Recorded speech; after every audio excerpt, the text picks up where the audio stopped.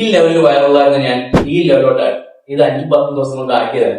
അതേപോലെ തന്നെ ഒരു കാരണവശാലും 10 ദിവസം കൊണ്ട് 20 ദിവസം കൊണ്ട് നമ്മുടെ വയർ കുറയ്ക്കാൻ പറ്റും. അതായത് നമ്മൾ ബോഡിയുള്ള ഫുൾ ഫാറ്റും ലോസ് ആയാലേ വയറ് കുറയുള്ളൂ. പിന്നെ വേറെ ചിലർക്കുണ്ട് ഈ അടിവയറ്റിന്റെ ഈ ഭാഗത്ത് മാത്രം കുറെ അധികം ഫാറ്റ് കെട്ടിക്കിടക്കും. അതിന്റെ മെയിൻ കാരണം നിങ്ങൾ കഴിക്കുന്ന ജങ്ക് ഫുഡ്, ചോറ്, ഹാർഡ് ഷുഗർ ആയിട്ടുള്ള കാര്യങ്ങളെല്ലാം കഴിക്കുമ്പോഴാണ് ഈ അടിവയറ്റിൽ ഒന്ന് കെട്ടിക്കിടക്കും. നമ്മൾ വിചാരിക്കുക നമ്മൾ പുറം വശത്ത് കാണുന്നതാണ് യഥാർത്ഥ വയറ്റിന്റെ ഫാറ്റ്. പക്ഷെ അത് അങ്ങനെയല്ല. നമുക്ക് വയറ്റിൽ 3 ലെയറായിട്ട് കിട്ടുന്നു. അതായത് പുറം വശത്ത് കാണുന്നതാണ് സബ്ക്യൂട്ടിനിയസ് ഫാറ്റ്. അതിന്റെ ഉള്ളിലാണ് നമ്മൾ മസിൽസ് ഇരിക്കുക. ഈ മസിൽസിനും ഈ സബ്ക്യൂട്ടിനിയസ് ഫാറ്റിന്റെ നടുക്ക് വിസറൽ ഫാറ്റ് എന്ന് പറയുന്ന സംഭവം. ഈ വിസറൽ ഫാറ്റ് കുറയ്ക്കാനാണ് കുത്തിപ്പാട്. അപ്പൊ അതിനായിട്ടുള്ള ഒരു 5-6 എക്സസൈസ് ഞാൻ പറയാം.